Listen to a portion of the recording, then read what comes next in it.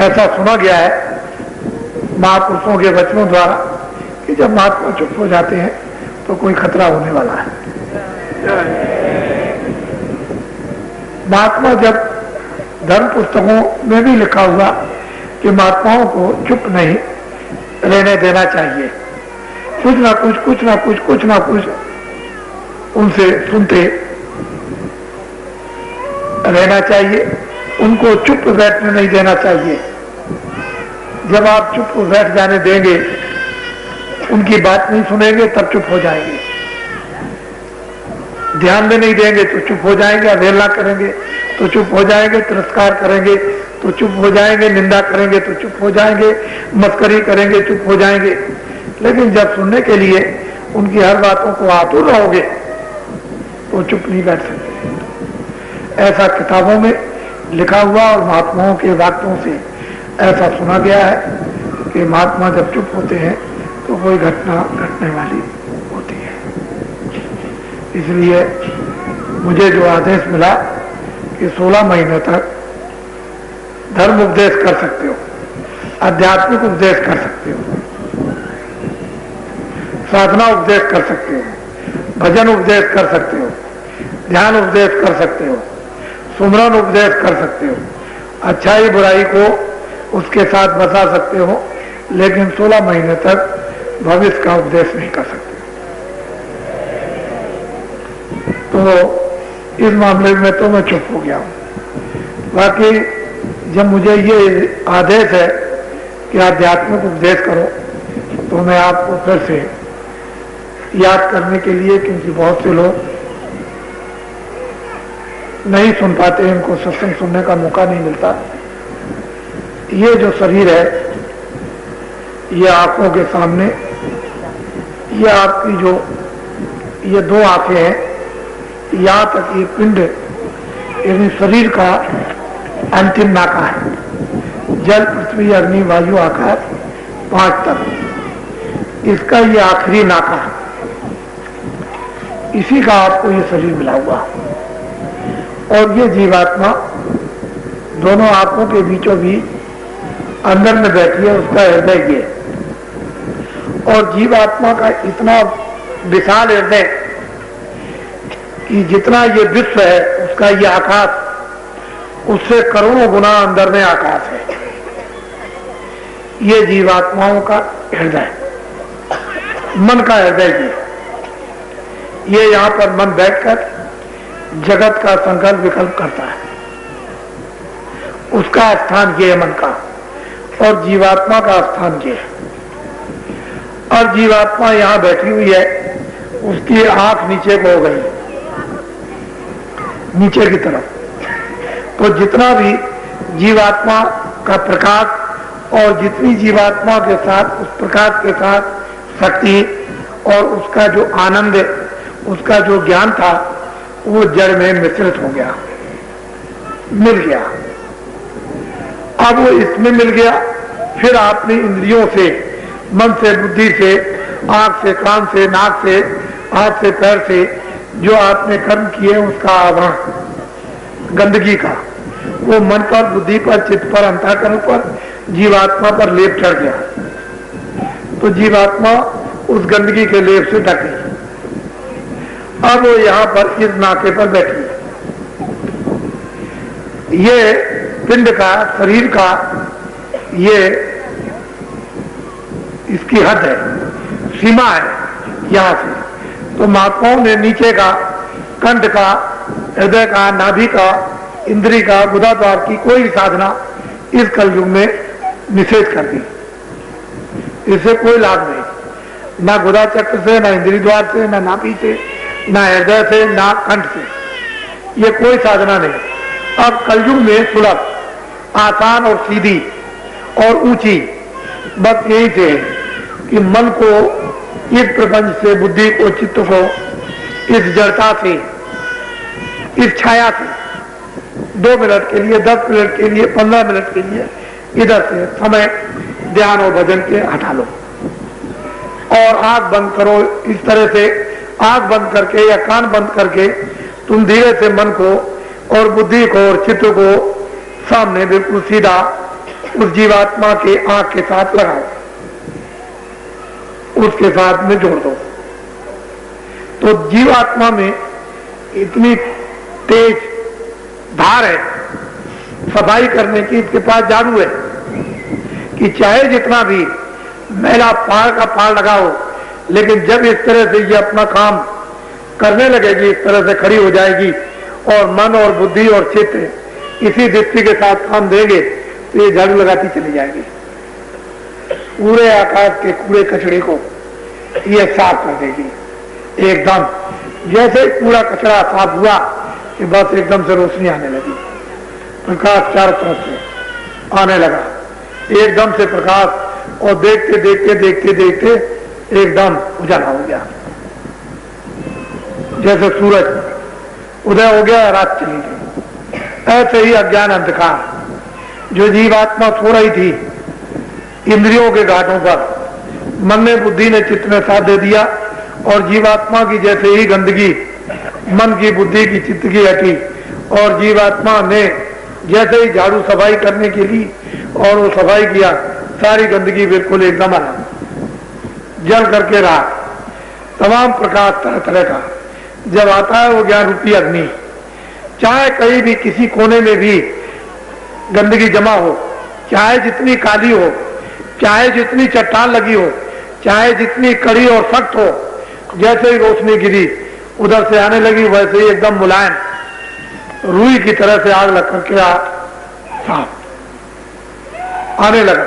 बस यहां जीवात्मा जागती है, होश में आती है, अपने रूप को आकर पहचानती है। सामने दर्पण देख रही है, उसमें अपने रूप को देखती है कि मैं शरीर नहीं, आंख नहीं, कान नहीं, सोना नहीं, चांदी नहीं, कोई मकान नहीं, कोई बच्चा नहीं, कोई जल नहीं, कोई पृथ्वी नहीं, कोई अग्नि नहीं, कोई ये नहीं, कोई मन नहीं, कोई बुद्धि नहीं, कोई चित्त नहीं, कोई इंद्रिया नहीं, कोई 25 प्रकृतियां नहीं। वो अपने को देखती है कि इतना सुंदर ऐसा कोई रूप नहीं, और वो सच्चित आनंद स्वरूप इतनी सुंदर कि उससे सुंदर और कोई नहीं। जो मालिक का सुंदर रूप है वही एक जीवात्मा का है, लेकिन जब खोल उतर जाएंगे तो जो मालिक का रूप है वो जीवात्मा का है। इसके रूप में उसके रूप में कोई अंतर नहीं। यहां आकर के जागती है, उस दर्पण में अपने रूप को पहचानती है कि ओ मैं कहां फंसी थी, कहां सो रही थी, ये तो यहां सो रही थी, यहां तो कुछ नहीं था। जब वो अपने रूप को देखती है और वो जब अपने आप को जब पहचान लेती, तो खुद को पहचानने वाला ही भगवान को पहचानता है। जो खुद को पहचानता है वो खुदा को जानता है। जो खुद अपने आप को नहीं पहचानेगा वो खुदा को कभी पहचान नहीं सकता, भगवान को कभी नहीं पहचान सकता। जब तक ये दृष्टि उसकी नहीं खुलेगी और दर्पण में स्वयं अपना रूप वो चेतन नहीं देखेगी, जो प्रकाशित स्वरूप है, वो जब तक नहीं देखेगी तब तक ये क्या, तो मिट्टी है, ये तो जल पृथ्वी अग्नि वायु आकाश का। तो यहाँ आकर के ये जब ये अपनी सफाई अंतःकरण की जब कर लेती है और खड़ी हो जाती है उधर, तो उधर में देव स्वरूप लिंग सृष्टि उसमें ये प्रवेश हो जाती है। उस सृष्टि में पिंड का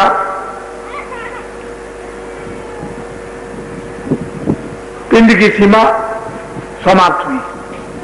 उधर खड़े होकर के अपने को देखती है कि यह शरीर जड़ पड़ा है, ये जमीन पर लेटा हुआ बैठा हुआ, कोई बैठा हो कोई लेटा हो, वो खुद अपने शरीर को देखती है कि पड़ा मृतक शरीर है, और वो घूमती रहती है वहां उन देवताओं के साथ, लेकिन उस पर दृष्टि रखे हुए और फौरन उसके अंदर प्रवेश हो जाती है।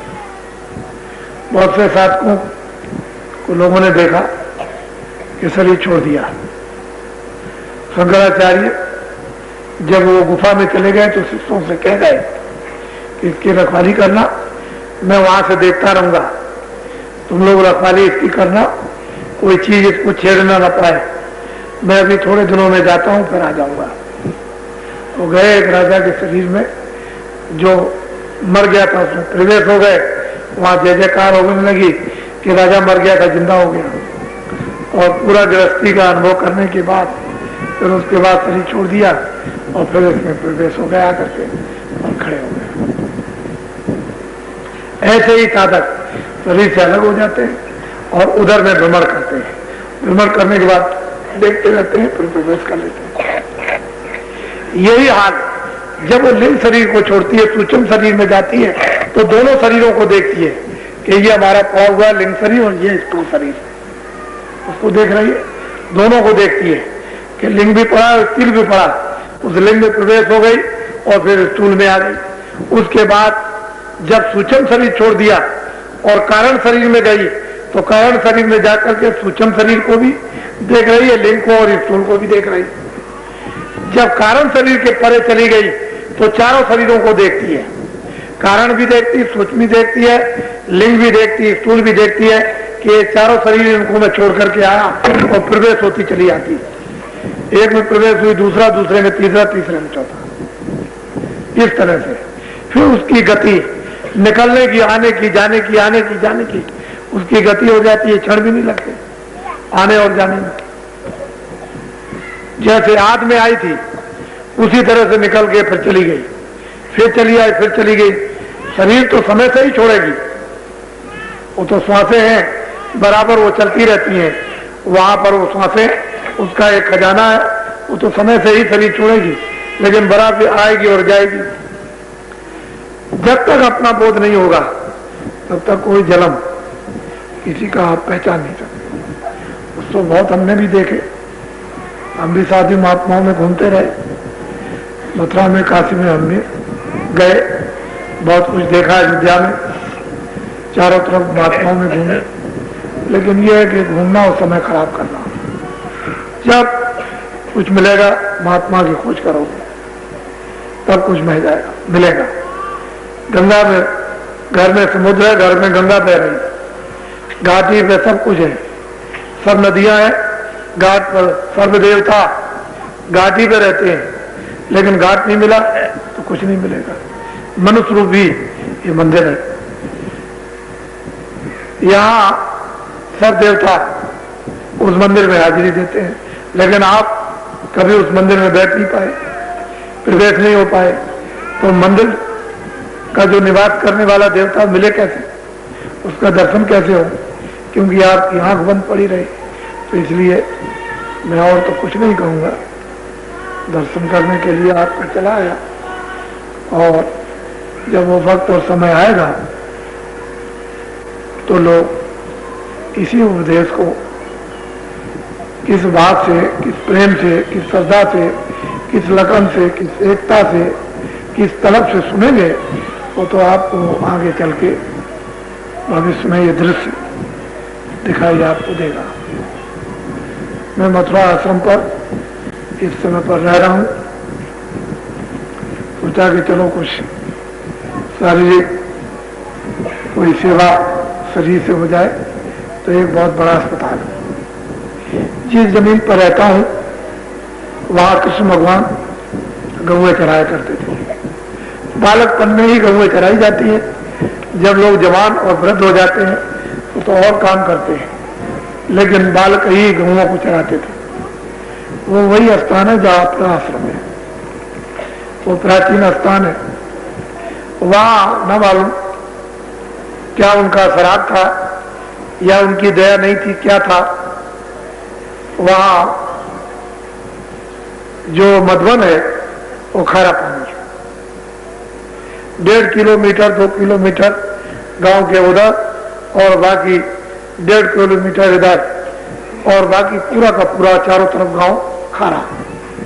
उससे दाल और सब्जी भी नहीं गलती है, खारा पानी है। तो देवियां लेने के लिए आश्रम में आया करती थी, तो कभी गिर जाती हैं, कभी घड़ा टूट जाता है, और समय भी 2 किलोमीटर 2.5 किलोमीटर वहां से चल के आए और पानी ले जाए तो समय भी उनका बहुत खराब होता है। तो मैं इन दिनों में ये भी घटना देखता रहा। 3.25 किलोमीटर 10,500 पाइप लाइन को देकर के, और मीठा पानी पूरे गांव में। प्राचीन गुरु जी का मंदिर है। अब की बार जब कभी जाएंगे तो आपको वहां भी मीठा पानी पीने को मिलेगा। वहां भी पानी पहुंचा दिया। 10,500 फुट लगा। एक सामाजिक सेवा, और जल की सेवा तो बड़ी सेवा होती है, क्योंकि लोग मीठा पानी पाएंगे, ये तो ठीक है। तो मैं इन दिनों में आश्रम में रह गया, और अस्पताल का भी बड़ा जोरों से जो कार्य हो रहा और बहुत जोरों से चल रहा, वो भी जल्दी ही होगा। तो इस तरह से, और चुप हूं आश्रम पर, कोई बात नहीं करता। जब बाहर निकलूंगा तो अध्यात्म बात सुनाऊंगा। बाकी जितने दिनों के लिए मुझे मना किया गया उतने दिनों तक मैं चुप रहूंगा, और जब जो आदेश मिलेगा तो आपको खुद ही पता चल जाएगा कि बाबा जी चुप क्यों हो गए थे, क्यों कहा गया था चुप के लिए। बड़े बड़े नेता लीडर भारत के जगह जगह लोगों की बातें सुनने को मिल रही हैं। लोकसभा के अध्यक्ष, आज जयपुर में एक आदमी आया, कहने लगे मुझसे खुद 4 बार उन्होंने कहा कि बाबा जी अब बोलते क्यों नहीं, उनसे कहो कुछ बोले। किताबों में लिख करके दिया, वो तो उनके सबके पास है, उसी से अपना अंदाजा लगा लीजिए। उससे बाबा जी जब दिशा देते थे वो किसी के विरोधी नहीं थे, किसी का नुकसान नहीं चाहते, अहित नहीं करना चाहते हैं। वो समाज का भी हित चाहते हैं, मनुष्य का भी हित चाहते हैं, देश का भी हित चाहते हैं, आत्माओं का भी हित चाहते हैं। तो आपकी समझ में ना आए, रोगी को डॉक्टर की दवा अच्छी न लगे, इसके माने ये थोड़ी कि दवा खराब है। उसके रोग के कारण वो दवा कड़वी लगती है, वो तो पहले ही से रो रहा था, दवा और खा ली जाएगा, खराब हो गया, और उसको कहने लगा दवा खराब है। महात्माओं का उपदेश खराब नहीं, उनका कोई ज्ञान खराब नहीं, उनके जो रास्ते हैं वो खराब नहीं है, वो सबके लिए प्रेरित हितकारक। लेकिन जब आप उनकी कड़वी दवा को पी लोगे और हजम हो जाएगी और रोग निकल जाएगा, तो वही महात्मा आपको प्यारे लगेंगे। और लगे, बहुत से लोग कृष्ण को गाली देते थे, राम को गाली देते थे, कबीर को गाली देते थे, रैदास को गाली देते थे, बौद्ध को गाली देते थे, महावीर को गाली देते थे। लेकिन जब उनका रोग निकल गया, मन का, बुद्धि का, शरीर का, तो फिर उन्हीं से प्यार करने लगे, और फिर उनको सिद्धा साष्टांग प्रणाम उनको, और जो वो कहते थे उसी को करते थे। तो महात्मा किसी के नुकसानदेह नहीं है, लेकिन लोग अपने विकारों से उनको ऐसा समझते हैं, न वो मुसलमान का नुकसान, न वो हिंदू का नुकसान, न वो ईसाई का नुकसान, न वो सिखों का नुकसान, वो तो सबके मानो है, सर्वहितकारी। वो तो मनुष्य से प्रेम करते हैं। मनुष्य प्रेम मतलब उस आत्मा से जो मनुष्य शरीर में भगवान की अंश है, और वो मनुष्य शरीर पंचभौतिक है, 5 तत्वों का है, उसमें जीवात्मा एक ही है, वो उसका अंश है, उससे प्रेम करते हैं, उसको निकालना चाहते हैं, उसका हेतु उपकार करना चाहते हैं। लेकिन तुमने जो कूड़ा कचरा जो डाल रखा है, उससे जो बदबू आ रही और अज्ञान, बुद्धि अज्ञान में आ गई, इससे समझते हो कि वो हमारा नुकसान करते होंगे। तो बहुत लोग कहते हैं कि बाबा जी से कहो कुछ कहें कि कैसा समय आएगा, आगे कैसा होगा, क्या होगा, क्या नहीं होगा। अरे भाई, उन्हीं बातों को याद करो जो कह दिया, उतनी बातें याद रखो। अभी तो बहुत कुछ जो कहा गया उसमें से बाकी है, उसी को ध्यान में रखो, उसी का इंतजार करो, तो वो तो सब आपके सामने आएगा, उसके अभी कहने की जरूरत नहीं है। बहुत अच्छा आपने दर्शन दिया, और इसमें अभी भंडारा 18 तारीख से दिसंबर में मथुरा में होगा। बीच में मान लो कोई चला जाए, किसी का समय पूरा हो जाए, कोई बच्चा हो, कोई बच्ची हो, कोई वृद्ध हो, कोई जवान हो, समय उसका पूरा हो जाए, क्योंकि श्वासों की पूंजी है और वो वहां तक नहीं जा सकता, तो उसके लिए मैं वो उपाय बता देता हूँ, उसको ध्यान में रखेंगे।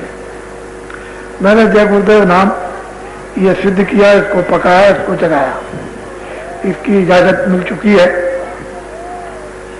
वो जो इजाजत, जो आदेश, जो हुक्म मालिक का हुआ कि इस नाम से लोगों को जगाओ, तो जगाता हूँ, मेरा नाम तो नहीं, ये तो उसका नाम है।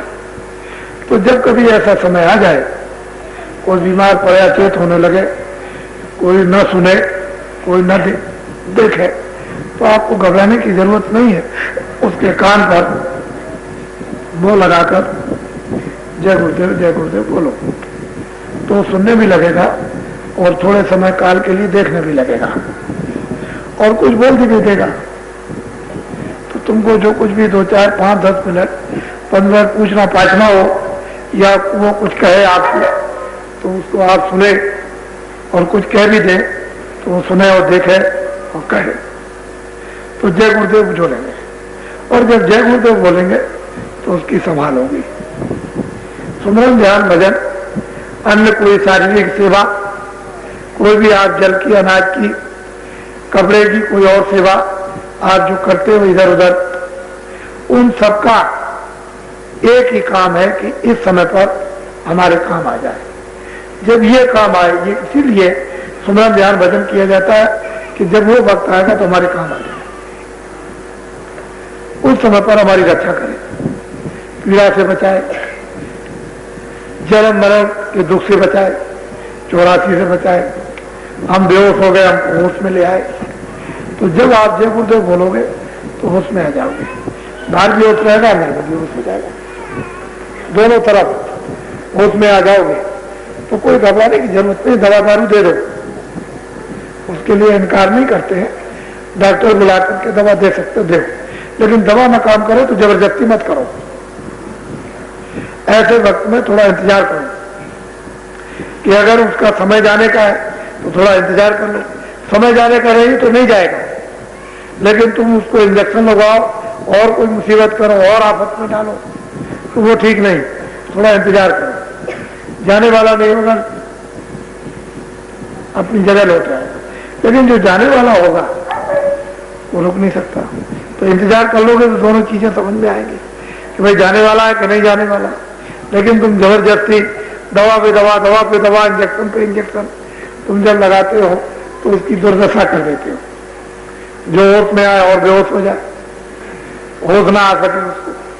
तो ये सब चीजें समय पर इसलिए बताई जाती हैं कि आप इनको काम ले लोगे, और जब इन सब चीजों से जब आपको अनुभव होगा,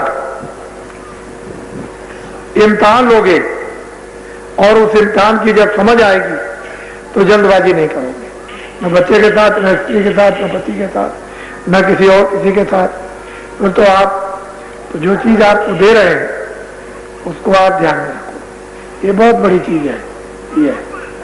तो इसलिए मैं फिर कहूंगा, लोग शराब मत पिए,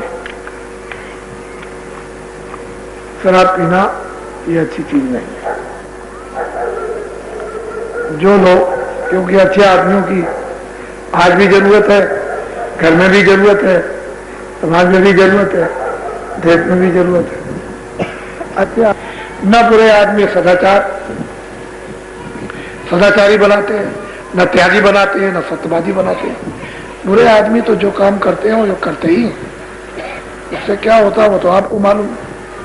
लेकिन अच्छे लोगों की जरूरत है, वो वक्त उस समय उसका सबको इंतजार करना, मजबूरन करना पड़ेगा, बेबस होकर, लाचार होकर के करना पड़ेगा। अच्छे आदमी आओ, पुकार करनी पड़ेगी, अच्छे लोग आओ, त्यागी लोग आओ, तपस्वी लोग आओ, दानी लोग आओ, वीर लोग आओ, सत्यवादी लोग आओ, चरित्रमान लोग आओ, समझ गए, उदार लोग आ जाओ, समझ गए। अच्छे तो वो तो पुकार लोगों को करनी पड़ेगी। चीजें यहाँ सब मौजूद है, लेकिन उसकी आज इज्जत नहीं। अच्छे लोगों की, ऐसा नहीं कि अच्छे नहीं है, अच्छे हैं, लेकिन आप उनकी इज्जत नहीं है, उनकी पहचान नहीं, उनका सम्मान नहीं। इसलिए ऐसा नहीं कोई एकदम से गिर पड़ेगा, ऐसी बात नहीं है। यहाँ है, लेकिन वो जब तुम्हारी पुकार होगी तो सामने खड़े कर दिए जाएंगे, एक के पीछे लाखों, लाखों के पीछे करो, चल पड़ेंगे एक बार की, चल देंगे, वो तो भगदड़ मचेगी, बड़ी भाग होगी उस समय पर। आप देखिएगा और कहिएगा कि हाँ देखिए कैसी भाग मचती है। तो बोलो जय गुरुदेव। अब आप लोग ये बात सीखा करो। कि जब कभी यहाँ बैठे हो तो बैठे रहो और खड़े हो तो अपनी जगह खड़े हो, ताकि सबका दर्शन हो जाए। और उस समय पर कोई अगर आपके लाभ के लिए कुछ कराना हो तो वो भी करा दिया जाए। ऐसे आप धक्कम धुक्का जब आप करोगे तो जो लाभ पहुंचाना चाहते हो नहीं होगा, तो गलती आपकी हो जाएगी। हमारी तरफ से कोई गलती नहीं, हम तो देने के लिए आए कि आपको ऐसी चीज दी जाए जो पैसों से भी ना मिले, मकान से जमीन से ना मिले और सामान से ना मिले। लेकिन आप उसको लो ना तो हम क्या करें? हम देना चाहते हैं, आप फेंकना चाहते हो। तो इसलिए ये चीजें सीखनी पड़ेगी और लोग इसको सिखाएंगे। अब की बात जब कभी आएंगे तो ये सब चीजें किसी भी त्योहार पर या किसी जन्म उत्सव पर कोई किसी का हो तो चीज तो सबकी एक ही है, उसमें कोई फर्क नहीं है। लेकिन ये है कि तुमने अपनी बुद्धि की गांठ बांध रखी है, इसलिए तुम ऐसा समझते हो। लेकिन उधर जाओ अंदर में तो उधर तो एक ही बात है, उधर तो दो कुछ नहीं। इसलिए सूरज के सामने खड़े हो दो क्या है? तो एक सूरज है। चंद्रमा के सामने खड़े हो तो एक ही बात है। पानी में कूद पड़ो क्या है मतलब ये? तो ये बातें सब चीजें आपकी समझ में आनी चाहिए। लेकिन जकड़ रहेगी तो आप कुछ कहोगे, कुछ समझोगे, कुछ करोगे, तीनों चीजें अलग हो जाएंगी। कहोगे कुछ, समझोगे कुछ, करोगे कुछ, फायदा कुछ नहीं होगा। मेहनत वैसी की बेकार में। वो कोलू का एक बैल होता है जो कमरे के अंदर चलता और आंख बांध दी जाती है, बस जोर से उसके दो चार डंडे मार दिए, बस वो चलता रहता है, चलता रहता है। फिर 2-3 घंटे के बाद आया, फिर 2-4 मार दिए, तो वो चलता रहता है। वो ये समझता है कि मेरे पीछे चल रहा, डंडा मार देगा। और वो 12 साल तक बराबर उसी कमरे में चलता रहा, लेकिन रहा वहीं का वहीं, गया कहीं नहीं, कमरे का कमरे में रहा। पट्टी वैसी बनी रही, अंधा का अंधा ही रहा। तो ऐसा काम मत करो कि वहीं चलते रहो आंख बांध करके, और वैसे ही मतलब ये। तो जिस चीज के लिए मेहनत की जाती है देने के लिए, उसको जय गुरुदेव।